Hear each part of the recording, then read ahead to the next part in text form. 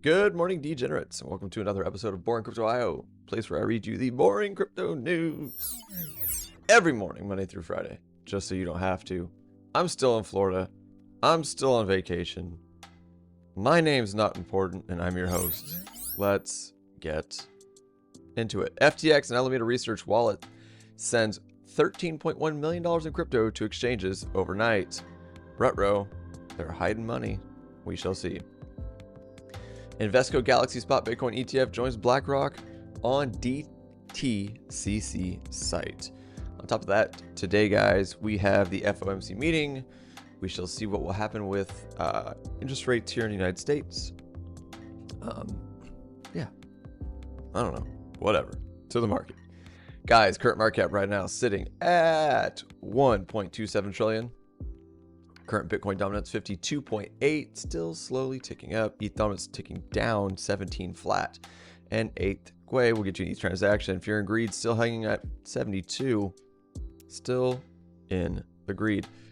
Kind of flat sideways. Some of the alts have started to tick down a little bit. We're gonna blow through the top 100 per usual and see what we got going on. Solana still ripping 6.49% on the day for Solana. But then you've got these outliers, right? Cardano down almost 5%, Doge down almost 5%, Link down 5.42%. It's a little bit of a mixed bag right now, guys.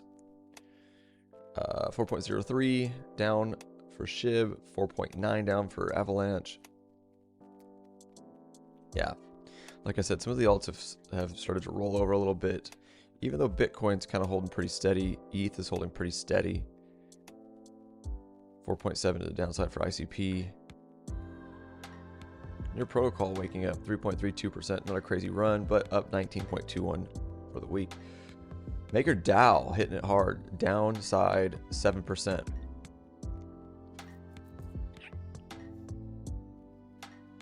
Injective still doing it. Been bouncing around that $13.6, $14 level. Still looking good on the week, still looking good on the daily. Thorchain, same. 6.42% to the downside for Render, 5.15% to the downside for IMX, 5.75 to the downside for AXS. See, that's what I'm saying, guys. It's kind of a mixed bag. It's weird. Theta up 6.77 on the day. Neo up 6.5% on the day. Synthetics down 5.21%. Kava down 5.21%. Oof. Mina, this is that new one that came out a couple weeks ago that ripped hard when it took off. It's down 8.7 on the day, down 17% on the week. Gala eating up all those gains, down 9.27 on the day. Pepe down 5.17. FXS down 5.67. SWI down 6%. ETH DYDX. Okay. ETH DYDX down 5.81% on the day. Wu down 6.66%. Awkward. Compound down 5.18 on the day. And Dash down 5.32. I gotta be honest, even though it's mixed, I would call that, at least for the altcoin, the altcoin. That's what I buy. I buy altcoin. For the altcoin market, I would call this a red day, guys. Let's see what happens after the FOMC meeting. That's I think what everybody's waiting for. Let's go to Bitcoin. This is it. We've been in this for about a week and a half now. This is what we've been doing. So Bitcoin on the 4-hour, guys. We have been in this symmetrical triangle for quite some time. Adjust that just a little bit. Doesn't really matter. We're waiting for a decision. We're waiting for a breakout either to the upside or to the downside. Honestly, here, oops. Here, just a second.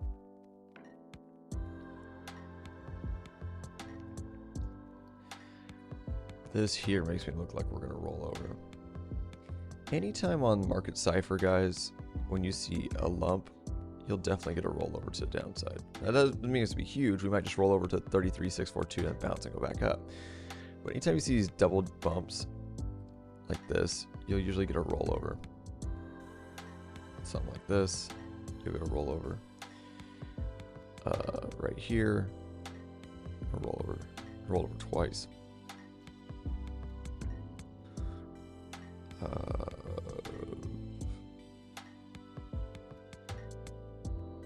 Anyway, it's just an idea, but this might roll over again. So we'll see, guys. Yeah, not really a lot to say. It just symmetrical triangles, if I remember correctly, and I don't really care to look it up right now at this point in time, but they're kind of a 50-50, but you are going to get a breakout. Be prepared for a downside move, be prepared for an upside move. Upside, look for a breakout and a retest. I mean, we're holding like right at that point of control. That would be 34,544 in my opinion. If we do break out right here in this area, I would look for a retest, if not the downward trend line of the symmetrical triangle. Look for a bounce and retest of that 34,544 to go to the upside. Outside of that, if we do break to the downside, I would look for a bounce at 33,642. It's support here, support here. It'd be a nice little rollover for the shorts to get some kind of movement. Potentially, if we break that 33,033 would be the next level I'll be looking at for a potential bounce. If we don't get it, guys, again, per usual, because of how quickly we moved up, there's been some move down just as fast and hit 30,000-ish. Around there. All right, just be prepared for it. Stop losses, etc., etc. Everything else is looking almost the exact same, completely sideways for Ethereum. XRP has been just ripping though. So about a week and a half ago, I gave you guys this triangle setup. We broke out and we ripped all the way up to 58,417. Came back down. Retested this line as support, this 54.04, bounced and then ripped again. We beat our heads again on that 58.417, retraced and then ripped right through it. And now it's looking like it's support there and support there. And we're kind of flagging again. This would be a flag and a rip. This would be a flag and a rip. This would be a big flag and a bigger rip. This is a ascending triangle and then a rip. So these continuing to play out, I would keep my eyes on it, but this does look bullish to me, guys. Especially if we get like a handful of candles that break down like this and turn 58,417 into some super strong support to continue going up to the upside. All right. But that's kind of how everything's looking right now. Let's go ahead and get up to news and get you guys on with your day. FTX and Alameda Research wallets sent 13.1 million in crypto to exchanges overnight. A court-ordered liquidation process. Oh, okay, so they weren't hiding money. Court-ordered it. A court-ordered liquidation process allows FTX to sell nearly $3.4 billion worth of crypto assets in weekly batches, starting from 50 million a week. Remember when FTX went under because supposedly they were broke and were insolvent, but they have now 3.4 billion in assets? What? Someone help me understand this. All right. The crypto wallet's linked to the now defunct crypto exchange FTX, and its sister trading firm Alameda Research have sent over 13 million in different altcoins to numerous crypto exchanges as of November 1st. According to data from on-chain analysis firm Spot On-Chain, the FTX wallets first transferred $8.12 million worth of altcoins to Coinbase. The assets include 46.5 million of the Graph, 4.85 million in USD, 972,073 render token. That's $2.3 million. And this might be why all of these tokens are down right now, guys. 781.8 MakerDAO, which equals just under $1 million. The wallet's addresses and FTX and Alameda Research made another 5.49 million transfers after 3 hours of Binance and Coinbase. The top 3 assets with the highest value in this transaction are 1.14 million in DYDX. It's $2.64 million, 192,888 Axie Infinity, which equals $1.05 million, and 5,858 Aave, which is 522,000. Liquidating that portfolio. This seems all by design. This seems like orchestrated. Sorry. Prior to the movement, $13.1 million in funds. On November 1st, crypto analytics firm Nansen flagged several FTX-linked wallet movements over the past week, which saw a deposit of millions in various cryptocurrencies on different crypto exchanges. First, a batch of $8.1 million worth of altcoins was moved to Binance. Nansen estimated that another $24.3 million worth of assets that have left the wallets linked to FTX and Alameda were deposited into Binance and Coinbase. On October 31st, FTX linked 1.6 million Solana tokens worth $56 million that were unstaked and sent to unknown wallets. Another 933,000 Sol worth $32 million linked to FTX and Alameda were moved to another unknown wallet speculated to be linked to Galaxy Digital, the official firm designated for liquidation process. Data aggregated by Spot on-chain suggests a total of $78 million worth of assets have been sent to crypto exchanges from FTX and Alameda wallets over the past week. FTX-linked wallets have continued to send their stash of altcoins to crypto exchanges over the past month after a court-ordered phased liquidation process. The court order permits FTX to sell digital assets worth over $3 billion through an investment advisor in weekly batches in accordance with pre-established rule. The phase-out liquidation process will allow FTX to sell $50 million worth of assets weekly. If this won't stop, or at least slow the bull run from coming, I don't know what will. It's very intriguing of why they're doing this and that they're doing it now. And it's a slow bleed, followed by a $100 million cap in the succeeding weeks. The cap can be increased to $200 million per week with the previous written consent of the creditors committee and ad hoc committee after court approval. Interesting. Well, guys, let me know what you think. Comments down below. All right, Invesco Galaxy Spot Bitcoin ETF joins BlackRock on DTCC site. The Invesco Galaxy Bitcoin ETF now appears on the clearinghouse's site, but doesn't indicate an impending approval.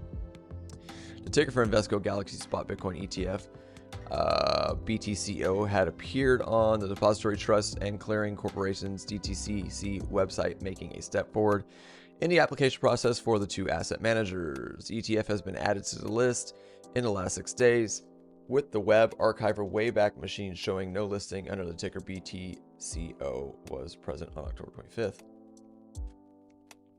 The ticker added to the list of ETF products on the DTCC's site is not a guarantee of future approval for that product. DTCC spokesman said it is standard practice for the DTCC to add securities to the NSCC security eligibility file in preparation for the launch of a new ETF to the market. Appearing on a list is not indicative of an outcome for any outstanding regulatory or other approval process, the spokesperson added. The application for the joint spot Bitcoin ETF managed by global investment firm Invesco and crypto asset fund Galaxy Digital was reactivated on June 21st. The move to relodge the application with the Securities and Exchange Commission came amid a tidal wave of similar filings, we all know this, for spot Bitcoin ETF products brought about by investment giant BlackRock lodging its landmark application for a spot Bitcoin ETF on June 15th. It's happening. The question is when. It is November. There are people saying it's going to happen in November. We shall see. I got to be honest. I want to be bullish and say it will. Take it with a grain of salt. I have no data or anything serious to back that up. It's just a vibe I got. If not, definitely quarter one of next year. If not, early quarter two of next year. All right, guys, that's all I've got for you this morning. Let's look at Bitcoin one last time. Decision time, guys. It is decision time for Bitcoin. Keep your eye on it. FOMC meeting today as well. Be prepared for volatility. It's usually like 2 o'clock, 2:30 Eastern time, if I remember correctly. Just be ready for it.